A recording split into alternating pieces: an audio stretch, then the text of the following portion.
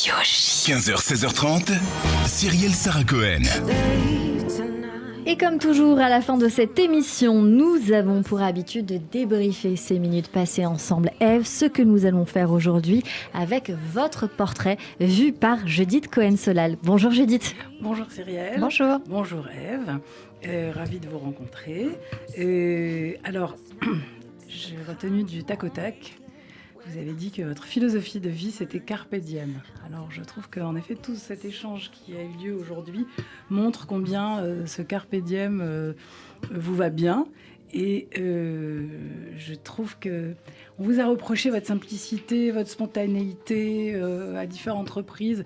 Moi, je trouve que ce sont des grandes qualités et vous l'avez démontré aujourd'hui, notamment à travers tout ce que vous avez pu dire. D'abord, je trouve que vous avez un petit accent chantant qui est tellement agréable, qui amène déjà de la bonne humeur. Vous avez dit que la vie au soleil, ça avait été important pour vous, et que la famille, c'était très important. Enfin, il y a un côté solaire dans tous les cas, qu'on retrouve aussi bien dans votre langage que quand on vous regarde là, en face de nous.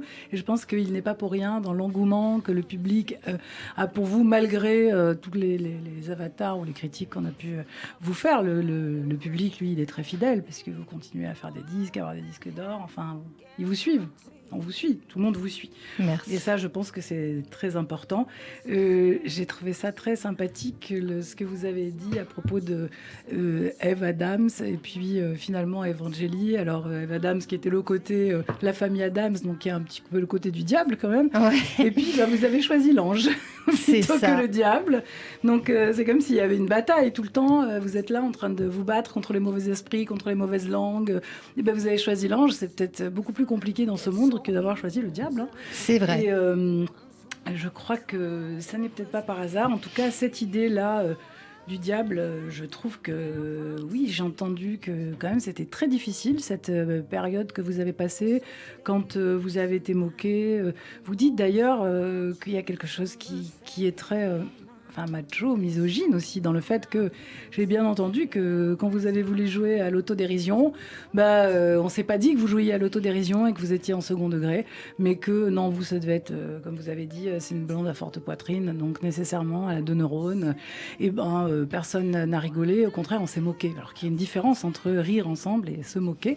C'est exactement. Je crois que j'ai entendu que c'était resté quand même très fort, parce que vous dites que le plus beau compliment qu'on pourrait vous faire, c'est tu es intelligente.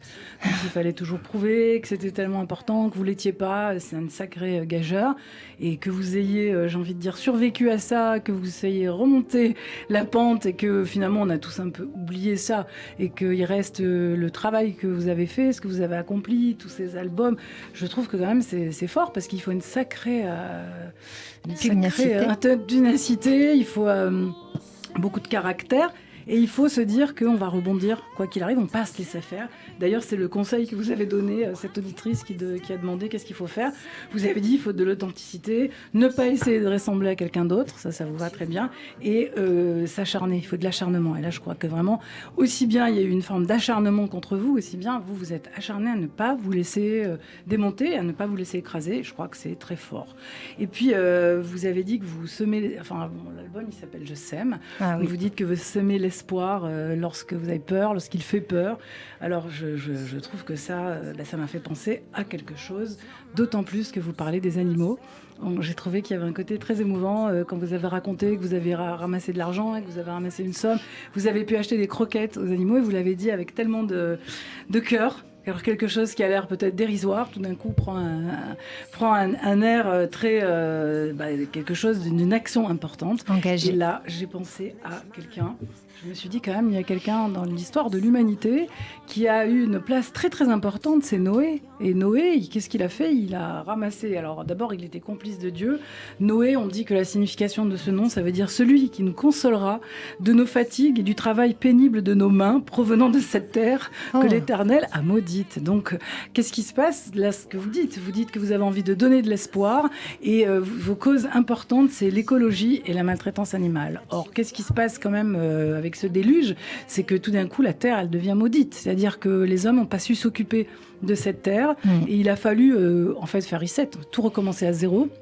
Ce déluge qui noie tout pour qu'on puisse refaire, parce que l'homme a failli. Or là, on a l'impression quand même qu'on se trouve là et que oui, la cause écologique qui vous tient à cœur, ça n'est pas rien.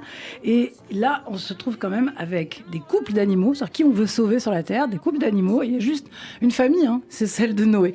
Et vous savez qu'on dit de Noé que c'était quelqu'un qui était, on dit qu'il était juste et intègre dans son temps.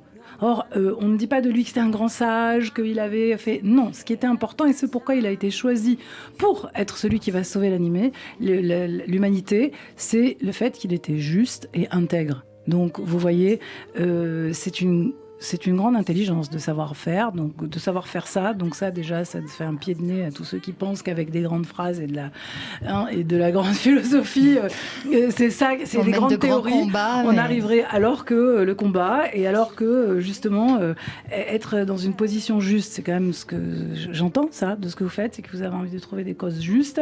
Et finalement, la cause animale qui fait sourire beaucoup les gens.